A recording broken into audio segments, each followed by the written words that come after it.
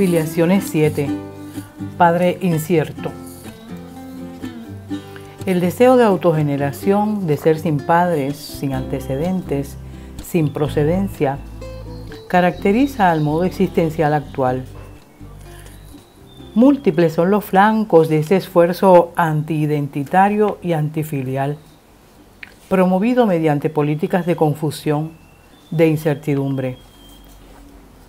La gente sufre sola, culpándose o culpando al prójimo, creyendo que es un drama suyo, privado, sin percatarse del programa operativo de la desafiliación. Por filiación entendemos esa figura del amor que nos reconoce e identifica como hijos, es decir, descendientes, herederos, seres con procedencia, ligados a los dos clanes a que nos refirieron nuestros padres, uno por vía paterna y otro por vía materna. El árbol es su figura, su tiempo es el sucesivo, su movimiento es la procesión. Cada generación sucede a la anterior. Esta le transmite algo, la vida con sus cargas y sus dones.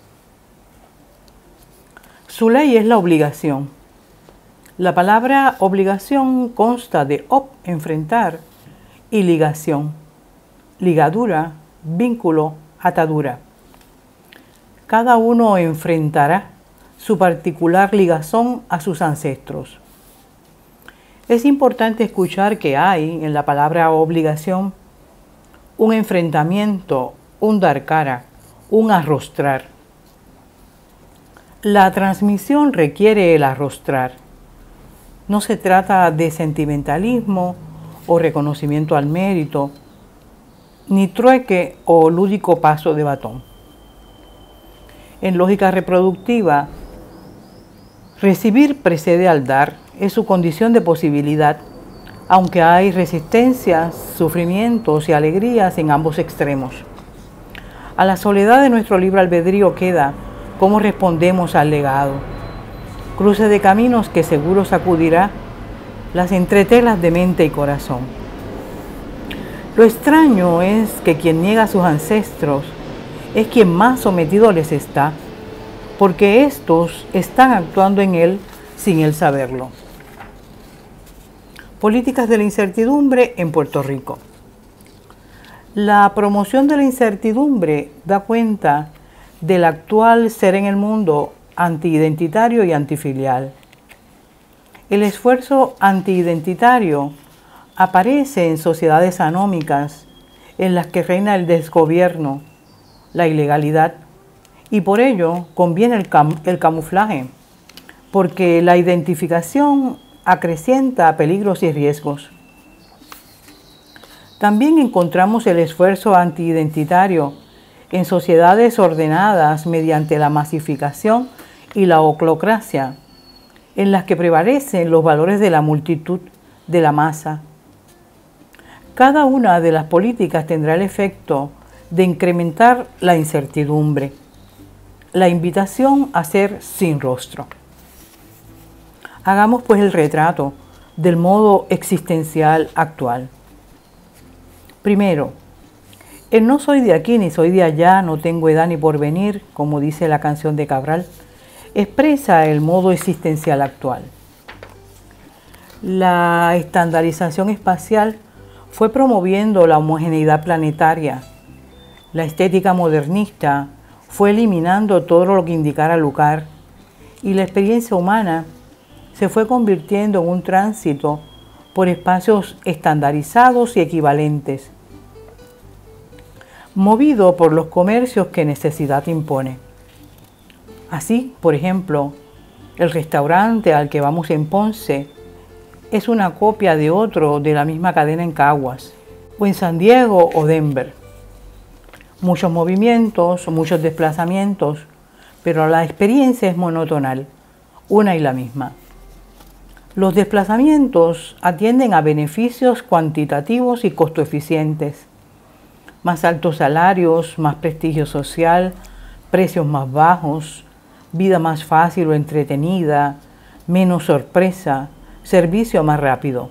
Víctor prefirió el Morales Bar al Bar Morales, como si el español careciera de los aires cosmopolitas que busca en el inglés.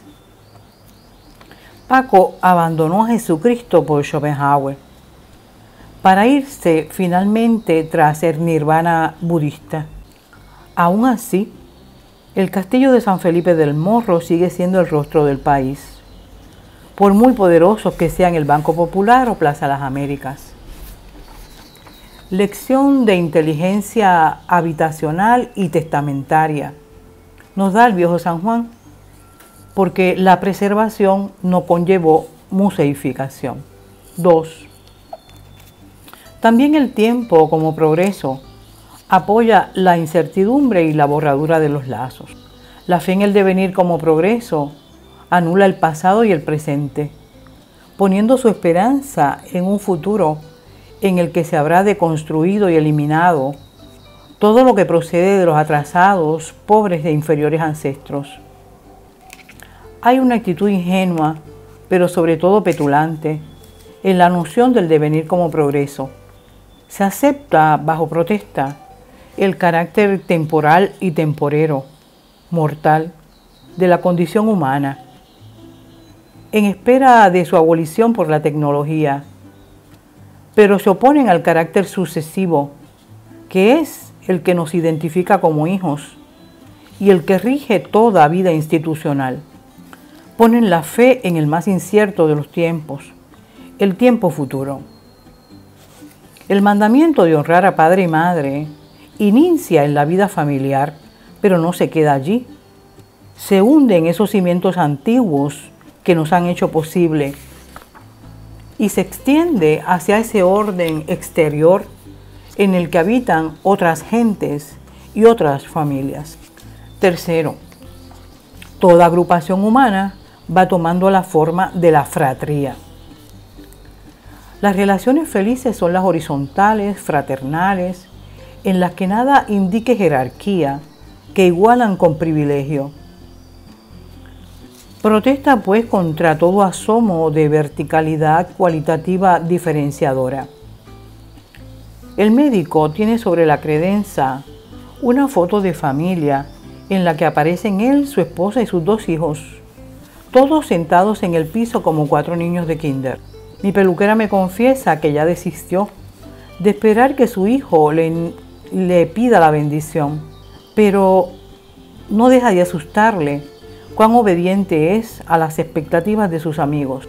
Así, de padres y maestros, aceptan solo el nombre, porque el ideal es que desaparezcan o se conviertan en amigos o en simples gestores, proveedores de beneficios, lo que va liquidando la función ascendente, lo que signifique diferencia, verticalidad, elevación, molesta.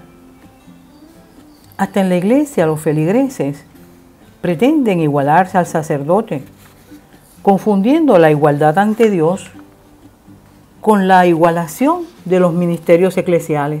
Contrasta esta igualación de la escena humana con el destaque que se le da a los objetos.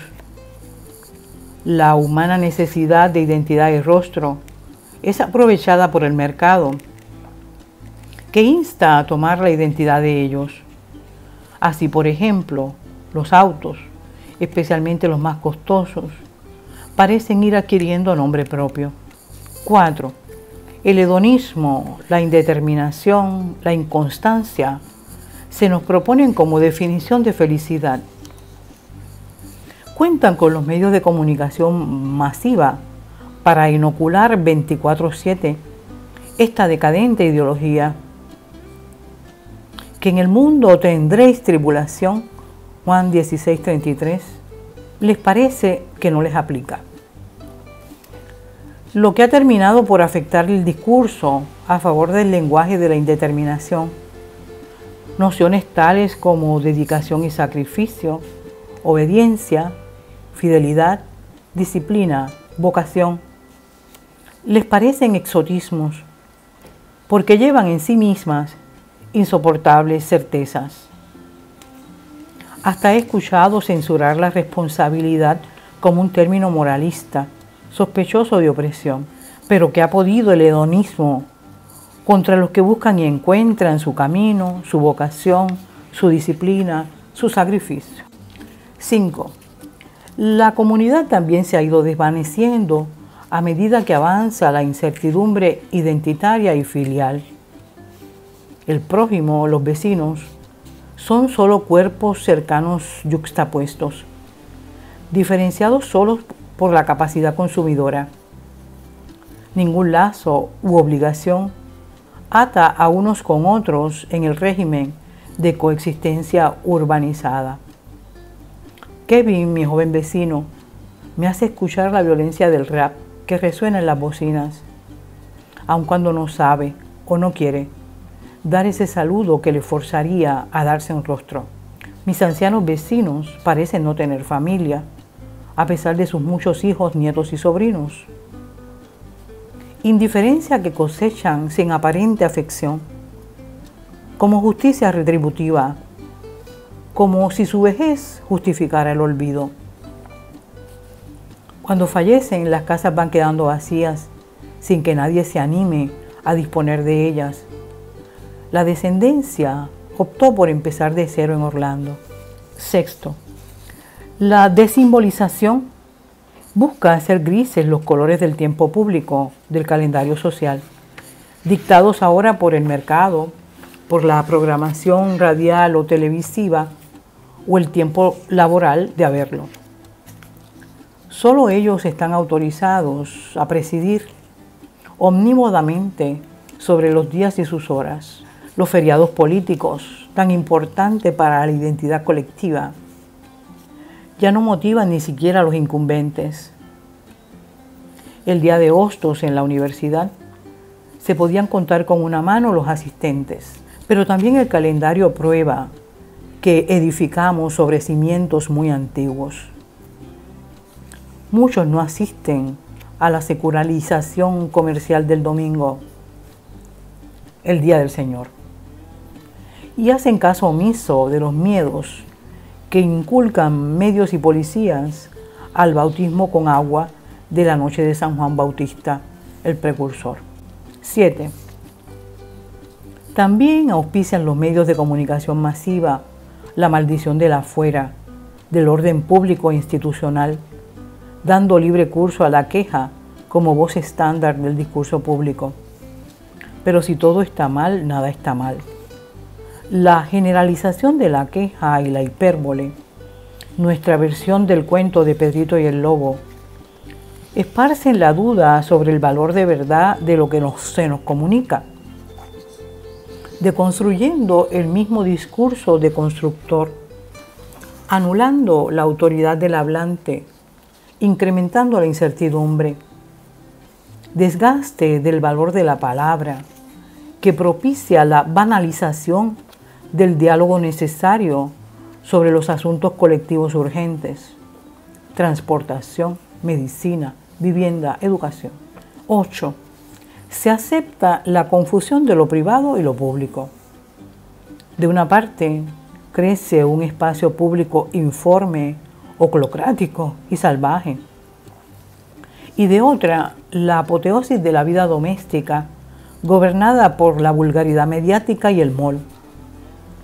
Plagas, terremotos, huracanes pueden ser aprovechados para favorecer el abandono de la esfera pública. Así, en la universidad, los comedores y salas de reunión fueron cerrados por reforma para nunca volver a operar. El parque en el centro de Atorrey, que se promociona como el centro financiero del país, no se recuperó del huracán María. Los médicos de la Domenech privatizaron las aceras, lanzando a los peatones a la cuneta, lo que no obsta para que coloquen innumerables carteles amenazando con las leyes 122 o 142. En la iglesia hay quienes predican abandonar la misa y volver a los tiempos en los que los cristianos se reunían en las casas. 9. Solo las certezas naturalistas sobreviven la desimbolización. Una vez se promueve el si dudo soy, a principio existencial y prueba de inteligencia, las relaciones se van reduciendo a la certeza material de los lazos biológicos. Las crías se nos proponen como hijos. El sexo es otra forma de la intoxicación. El erotismo es lo mismo que el amor. El matrimonio trata de la legalización de la actividad sexual, la protección contra el abuso y la ordenación de la acumulación de capital. A la coexistencia de criaturas iguales, sin orden ni jerarquía, llaman familia. Padrinos, abuelos, tíos, sobrinos, primos, van siendo categorías en extinción por desuso significativas. Maestros y mentores son ya del orden del milagro. Desgaste inevitable, porque más allá del vínculo biológico material, parecería no haber nada. Todo se les ha ido haciendo inseguro, confuso, amenazante y por ello desechable. 10. El programa sabe que una vez el sujeto se piense y se quiera sin procedencia, imperará el individualismo y el sujeto unilateral. Cada uno ha de darse a sí mismo su identidad en un ejercicio de libre selección, semejante al que hacemos cuando vamos al mercado. Psicólogos y terapeutas asisten en el proceso de descarte y extirpación de todo lo que resista a la autogeneración, el hágalo usted mismo identitario. Así, vi como en la universidad el brazo psicoterapéutico fue creciendo para acompañar la cada vez más endeble y vacilante vida académica. Llegué a tener estudiantes que se hacían acompañar por su perrito, como infantes con su osito de peluche. 11. El sinsentido existencial es el fin de las políticas de la incertidumbre. Dado que figuras diferenciadas, relacionales y estables en la duración, mujer, padre o madre, esposa, hija, disciplina, trabajo, vocación, religión, son para el programa de la incertidumbre imposiciones y limitaciones extemporáneas y quizás hasta yugos. Crece el sinsentido existencial. Fin en el doble sentido de finalidad y conclusión. Si toda forma y figura, toda identidad auténtica se califica de restrictiva, la voluntad de ser sin rostro, sin identidad, abre anchas las puertas hacia el viaje astral, sueño, drogas, sexo, alcohol, diversión, hedonismo sin fin. La reproducción biológica sin transmisión procesional, negando la identidad, niega la sucesión. Fin de las políticas de la incertidumbre y su programa de ser sin rostro. Conclusión. No sé en qué fundaría su vida quien no tiene filiación, es decir, quien no puede ser hija, hijo, porque no sabe su procedencia. Digo no puede, no digo no quiere, y no puede porque no sabe, nadie se la ha dicho, ningún grupo humano la ha reclamado como miembro suyo. El drama es más ligero para quien sabe su procedencia pero la repudia. El esfuerzo antiidentitario de las políticas de la incertidumbre opera inhumanamente, propiciando la tabula rasa, confundiendo las funciones, anulando los lazos, saboteando la procesión, borrando la tradición y el lugar, evadiendo el arrostrar. Es una suerte de Alzheimer grupal. Ya el ser sin rostro es el modo existencial de los que acatan las políticas de la incertidumbre.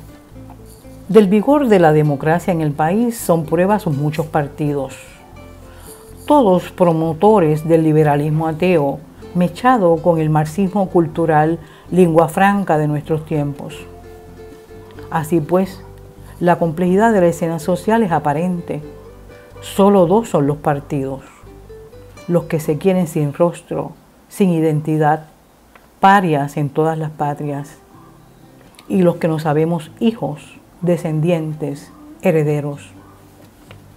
Hija, hijo, es una manera de decir amor. Contra la incertidumbre a que nos invita el modo existencial actual, solo oponemos nuestro particular y singular arrostrar, dar cara, darnos un rostro.